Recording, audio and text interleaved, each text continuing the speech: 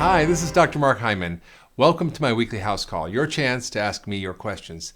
And this week's question is, hey, Dr. Hyman, I have a lot of friends who are not so healthy and they're always telling me to eat this and eat that. And no, come on, just have a soda, or just come on, have a piece of cake, or what's the big deal? It's just one piece. You know what I call those? I call those food pushers. So it's very hard, we know, to change your behavior if your environment and your friends and your community is not so healthy. Because everybody else is doing the wrong thing, it's hard to do the right thing. That's what we call the power of community, the power of social connections. You know, we know that, for example, that if your friends are overweight, you're more likely to be overweight than if your parents are overweight. In fact, you're about 171% more likely to be overweight if your friend's overweight than about 40% overweight if you're likely to be overweight if your family is overweight or someone in your family is overweight. And you know what's even crazier? Even if you don't know them, if your friend's overweight, you're still more likely to be overweight. Why? Because it's the social threads that connect us that are more important than the genetic threads. That the social determinants of health are what drive so much of disease. And you know what? Most healthcare systems and most doctors and most healthcare programs completely ignore this really critical fact about how we change our lives. Now, if most chronic disease is caused by what we eat, and what we eat is determined by our social environment and our friends and our social networks, we got to fix that. So how do we do that? Well, let me tell you a story about how I figured this out. I went to Haiti after the earthquake. It was pretty traumatic in 2010.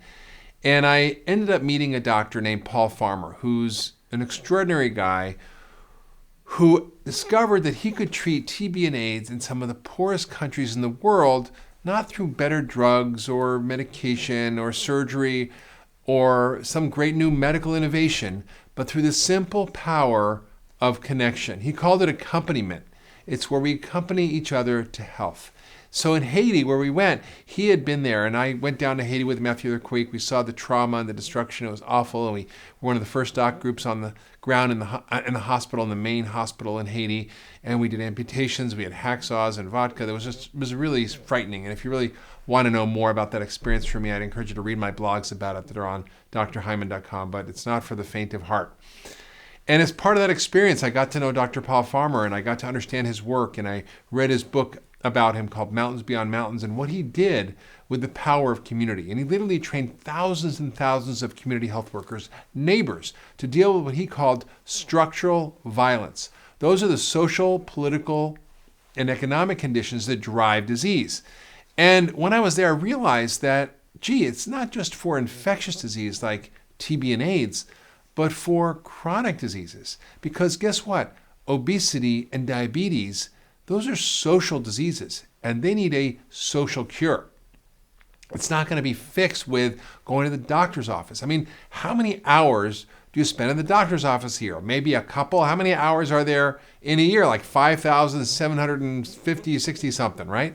So if that's true, then where does health happen? Health happens in your community. It happens in your kitchen. It happens in your schools and your workplaces, in your community centers, in your faith-based organizations. It happens where we live, where we work, where we eat, where we play, where we pray. That's where health happens. So if that's true, and it's not going to happen in the healthcare system, we have to turn healthcare upside down and put people and communities at the center of healthcare. And there was a really important book I read around this time after I came back from Haiti called Turning the World Upside Down, about this exact idea that we can learn from the developing world of how to use community-based networks to help support people in their health. And then one day, this guy walks in my office named Rick Warren, who's a pastor from a church in Southern California, and he was overweight, and he's like, I want to get healthy. And I'm like, okay, great. So we gave him his program. I saw him. I did his diagnosis, and I tested him and told me his story. And then I said, why don't we have dinner? So we had dinner, and we were talking, and I said, well, tell me about your church. He's like, well, I have 30,000 people. I'm like, wow, that's a big church. He's like, yeah, we have 5,000 people that meet every week in small groups to help each other live better lives. And I had the insight. I'm like, well, why don't we actually do a healthy living program and put it through these small groups and actually see if we can get people to get healthy together. And it's like, great idea, because, I was baptizing my church last week, and after about the 800th one, I'm like, wow, we're a fat church, and we need to do something about it, and I'm fat. So he agreed to do this. We launched the program. We called it the Daniel Plan after Daniel from the Bible, who resisted the king's temptation of rich food, and we thought a few hundred people would show up at the rally that we had to encourage people to get healthier. Well, we had 15,000 people show up that time. We had to turn 2,000 people away from the campus, and 15,000 people signed up for the program. And we built it literally as we were creating it. And it was a 6-week program initially, 40 days. Rick wrote The Purpose-Driven Life, which is 40 days of purpose. Well, we created 40 days of health. And we used the principles of functional medicine. We used the principles of social connection. We used the principles of how to optimize biological networks through what we eat and through exercise and through meditation and optimizing your nutritional status. And we use the power of social networks to help people change their behavior, to hold them accountable to each other, to support them when they were down, to encourage them when they were struggling, and to celebrate them when they succeeded. And guess what? We didn't know what happened, but within the first 10 months, the congregation as a whole lost 250,000 pounds. That's an enormous amount of weight.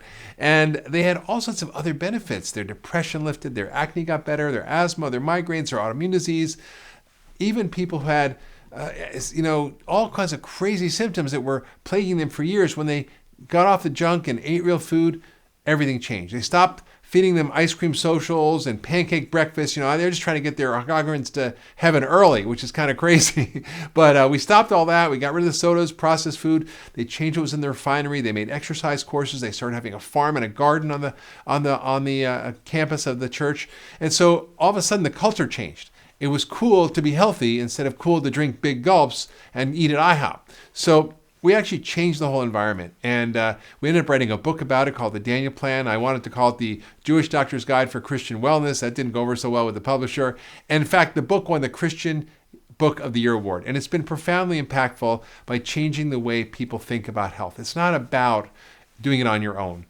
The group is the medicine. It's not just a better delivery system for information. I mean, the people who use the same information in the church but didn't have a group lost half as much weight and didn't get as healthy because they didn't do it together.